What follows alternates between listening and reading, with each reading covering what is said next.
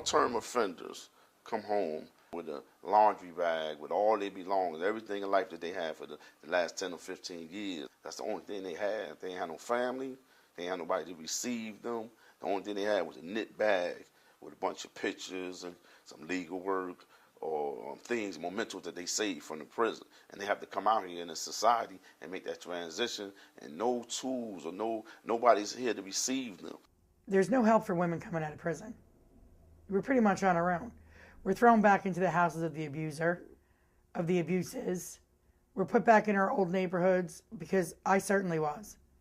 You know, I was put back in the middle of drugs. Like when they put people on placement, people that don't have anywhere to go and the state has to put them on placement, they're putting them in areas that are drug infested. They're putting them in motels. You're going to take a recovering addict that has absolutely no support system and throw them in a crack den? Why? You're setting them up for failure. They really don't have a place to go. So they may get an old girlfriend that says, okay, you can stay here for 2 weeks. Now an aunt says you can stay here for 2 weeks. And they're bouncing around and there's no stability. They may be with a sister this week and be with a brother the following week, or be with a girlfriend, or even sleeping in a hallway. I had a friend that was released that had nowhere to go, and I didn't have anywhere for her to go either. I mean, I was sleeping on a couch in a church office. I don't have a place to stay. You know, I don't have a stable environment of my own. Like, I could probably go lay on my mother's couch, but who wants to do that? I'm a 40-year-old man. With so many doors shutting and not enough opportunities, then where's that going to lead me? What am I eventually going to be forced to do? If you don't have a place to live, no matter how much desire you have, that desire gets crushed when, before you can be concerned about a job, you're looking for a place to just have a roof over your head. So if we don't put in place some type of housing and be able to create jobs for them, they are going to go right back. That circle is going to go right back, and they're going right back into jail. They can sleep there. They got a bed. They can eat. They won't be hungry. It's better than being on the street. Do you know what the need is? It is horrible. We have to say no majority of the time. Reentry issues and the lack of resources is overwhelming. When you think about barriers and people coming out, most housing is private, regular housing, right? And the challenges with accessing that are that you're working with individual landlords. It tends to be very expensive. Transportation can be a challenge to get to places. For people with criminal justice backgrounds, they can't access if they have a felony conviction up to a certain amount of time. Often they can't access until a parole violation is complete. You can't access public housing if you have a drug conviction. I'm talking about a guy like myself who I sold drugs for a long time. That's my charge. And with that, in the system, you're not entitled to any kind of welfare benefits, cash welfare benefits. You're not entitled to any kind of TRA housing. So that puts us at a clear disadvantage. A lot of people coming home to no family.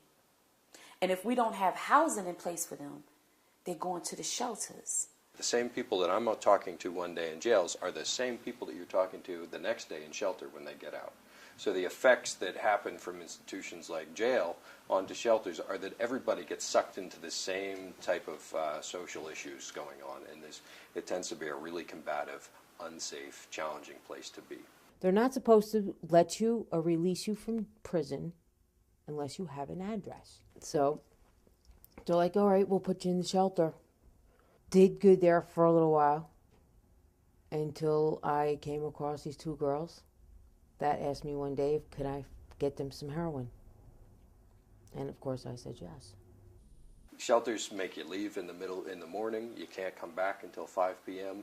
You know, so you're looking at people then that are carrying around everything that they own between all the daytime hours. Go out and try to find a job. If you can't come home after 4 p.m. in the evening, you know, or 5 p.m. in the evening, you need to do interviews. What if you find a nighttime job? You can't take that, or you lose your place to live. So it is a real challenge. So the next best thing for them to do is hit the streets. I liked being outside. I liked knowing that I was safe. My back was against the wall. I could hide, sleep behind a dumpster. I survived on potato chips out in the street and Kool-Aid. People really think that I chose that life. You know, they're like, well, you don't have to be out here. You could go home anytime. But I couldn't. I didn't know how to stop doing drugs. Transitional programs usually has a time limit. It's funded by somebody that says you can have 6 months, 12 months, 18 months to work on getting somebody to the point where they can survive on their own. This program is an 18-month residential program. We want an individual to be able to leave prison, be able to come to a place that they can call home. Our clients have their own bedrooms. They have a kitchen, an eating kitchen. They can cook. From 9 to 5, they're not allowed in the building. They are either at lifers in the workshops that we have there, and those are the job training skill workshops, the entrepreneurship workshops, computer programs, the literacy programs, one-on-one counseling. A lot of the problems that they're facing now is the drug use, the drug abuse. Addiction is a chronic recurring disease like hypertension and diabetes. So with addiction disease, you have to be very aware every day of your life of people, places, and things, who you talk to, where you go, what your job is. The treatment isn't a medical treatment. It's a kind of a brain treatment. It's a healing environment driven by the very people who are supposed to be healed. Transitional programs do a yeoman's share of the work in reentry. They take a lot of people in that have nowhere to go, and they save a lot of lives. What we see really evolving is that, you know what, maybe the solution isn't transitional programming for people. It's for people that need housing. It's to create housing and put services in place to help them keep and maintain their stability, right? So what you start to see is a growth of reentry, permanent supportive housing, which I think really is the wave of the future. It's not lavish or luxurious, but you know, it's an efficiency apartment. It's a place that has its own bathroom and a little kitchenette. It starts to look more like, you know what, I live in the community. If it's a 100% purposed building, so you say this entire unit is for this, you just take off the arbitrary time limits and you say, you know what, people get better and they move through programs as they get better and they move through programs, instead of 6 months, 12 months. That gives you the flexibility to try and program people to help them move on, give them the same employment support services and the same treatment services they might need, mental health access, all those kind of special needs that people have in their lives. That is the way we're moving, is that permanent supportive housing can do this. And it works. Now I have keys to an apartment building, and I can put on my TV, I can lay in my bed,